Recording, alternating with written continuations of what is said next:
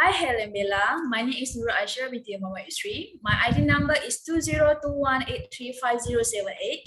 So my topic for today, I will talk about sport and health.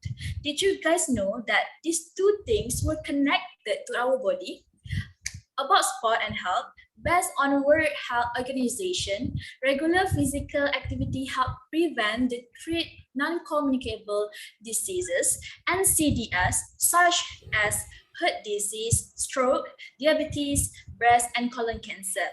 It also helps prevent hypertension, overweight, and obesity, and can improve mental health, quality of life, and well-being.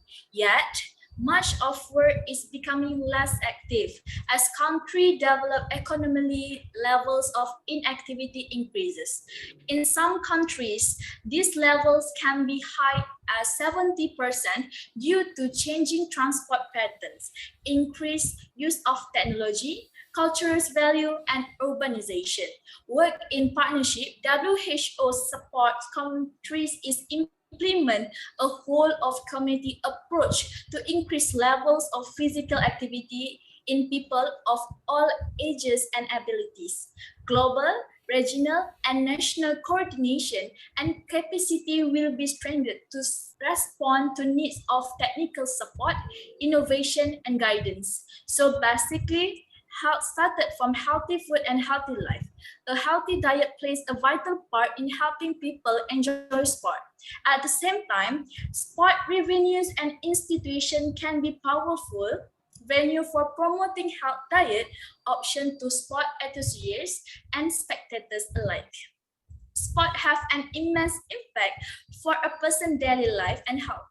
They do not just give you interesting routine, but also a healthy body. Engaging in physical activities like sport improves your heart function, reduce your risk of diabetes, control of blood sugar and level tension, and stress level. It also brings positive energy, discipline, and other commendable qualities to your life. Playing sport strengthens your body and improve your muscle memory and muscle coordination. There is some examples of sport on health. Next, we're gonna move to impact of sport on health. Next slide. So, the benefit includes weight control, lower hypertension, lower cholesterol level, better blood circulation, stronger immunity, muscle training, stronger bones, and stronger mind. Next, one quote said, "We are what we eat." Next slide.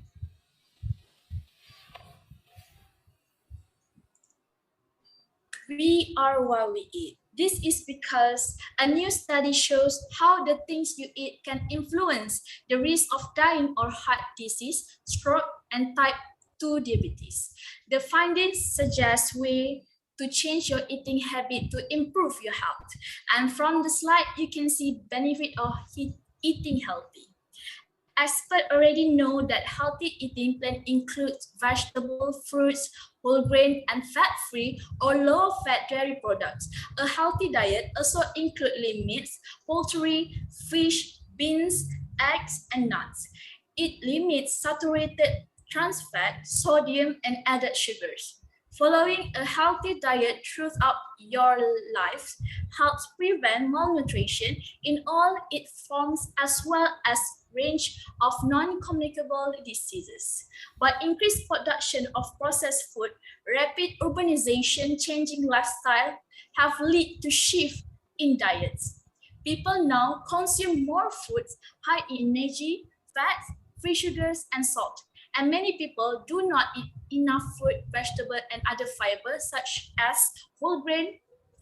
And sport calm your mind, strengthen your muscle, improve your overall well-being.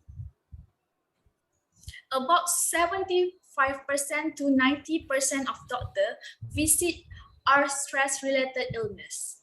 Sport help you manage the stress.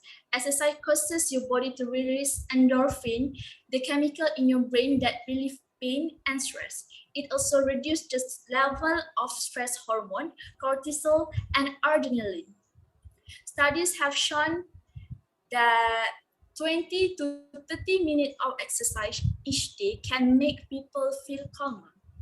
This calmness continues several hours after exercise. Improve your mood, playing a sport such as golf or skiing force you to put aside your worries and concentrate to the task at hand.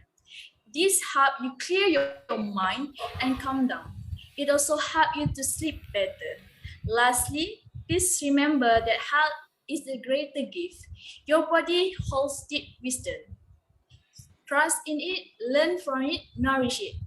Watch your life transform and be healthy.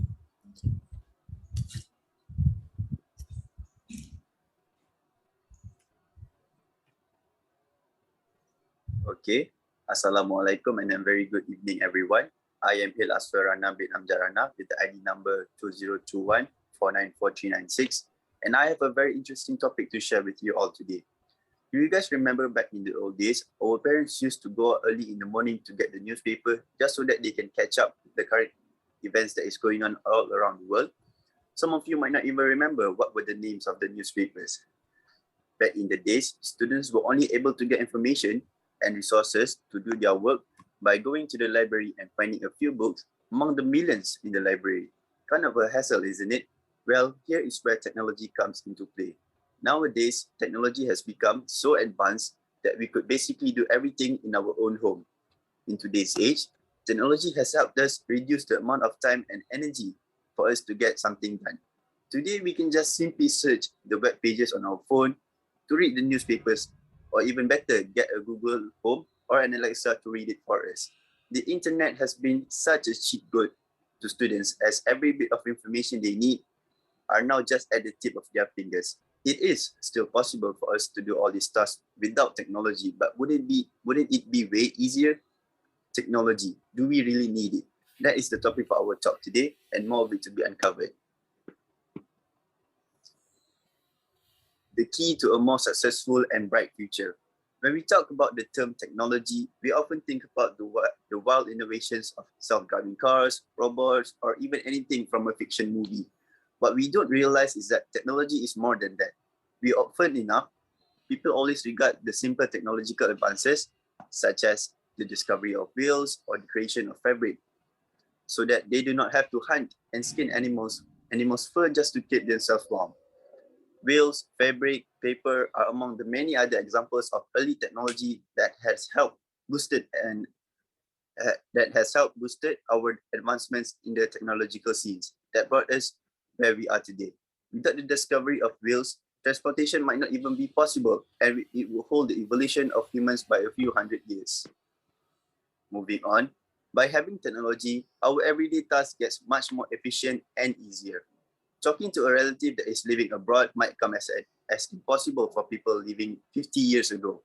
Today, it's just one phone call away, and this is not only limited to family members. Anyone with a smartphone and a good internet connection is able to communicate with a friend, whether it be a neighbor or even friends that are living on the other side of the globe. Technology has made our lives much, much easier. Don't you agree? Another example of the miracle of technology is that you can shop in all the comfort of your home. You can shop basically anything. Your foods, your drinks, even video games can be bought with a few clicks on your phone. Bank transactions, information gathering, and any kinds of purpose can now also be done. All of these examples are just the tip of what technology has brought to us. And finally, to answer your question, do we really need technology? I do think we need technology. We no longer conceive a life without technology. Going down the street, talking on the phone, doing business at a distance, virtually visiting a place where we will go on a vacation, such as searching on your phone, Bali, or anywhere else in the world. These are the small actions that we've been gradually incorporating into our daily routine, but which until we recently caused us to travel, time, and paperwork. Despite the fact that in the last 2 decades, numerous services and products have emerged, many of them associated with the internet, there are still many more to come. Teleportation, the formula of eternal youth, the extensions of life for several more decades, interstellar travel, and there are some examples. We have more resources, although we do not always know how to make the best of them. And many will say we are regular, but it is simply a paradigm shift. We have other ways of accessing information that did not exist before, and we use them when it suits us. In general, technology make our lives easier for us. There is no doubt. We just have to know how. That is all from me. Thank you. Hi, my name is Nur Nabila Amira binti Muhammad Zaini and my student ID is 20218625488. Today I'm going to talk about plastic pollution. These days, plastic is everywhere. People use it non-stop for their comfort alone. Nobody is aware of the damage it is doing to our planet. Talk. Those are the issues about plastic pollution. First, plastic does not break down easily. This means that all plastic that has ever been produced and has ended up in the environment is still present there in one form or another. Next, additives in plastic may become endocrine disrupted. These chemicals disturb the body's hormone system. Third, plastic waste flow downstream into rivers and oceans. Fourth issue is sea life can ingest, choke, upon, or become trapped in plastic waste. How is sea life affected by plastic? We will look forward regarding this issue on the next slide.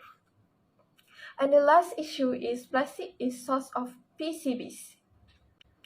Next, let's look furthermore about the impact of plastic pollution. Plastic pollutes our water. Tons of plastic are dumped into the ocean every year.